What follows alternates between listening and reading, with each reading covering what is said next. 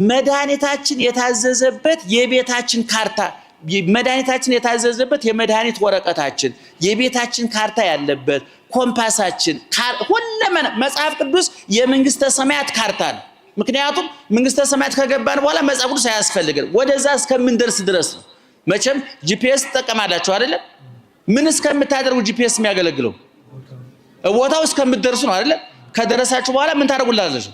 ኦፍ ታደርጉታላችሁ። እኛም ክርስቶስን ካገኘን በኋላ መጽሐፍ ቅዱስ ኦፍ እናደርገዋለን። ከወረቀት ጋር ጉዳይ የለም። ባለቤቱን ዋናውን አግኝተነዋል። እንደውም ሄኖክ የሚለው ምንድነው?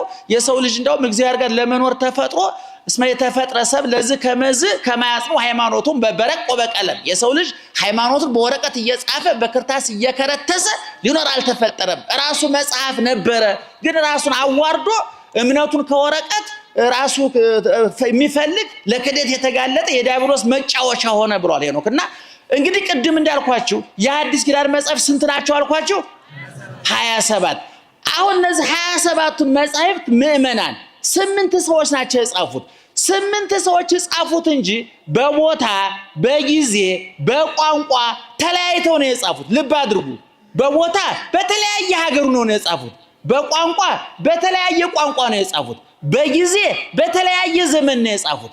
ነገር ግን በተለያየ ቦታ በተለያየ ዘመን በተለያየ ቋንቋ ቢጽፉትም አጻፊው አንድ መንፈስ ቅዱስ ስለሆነ የ27 ሁሉ መጻሕፍት 8ቱ ጸሐፍት የጻፏቸው 27 ሁሉ መጻሕፍት ስለማን ነው የሚናገሩት? ስለ ኢየሱስ ክርስቶስ ነው።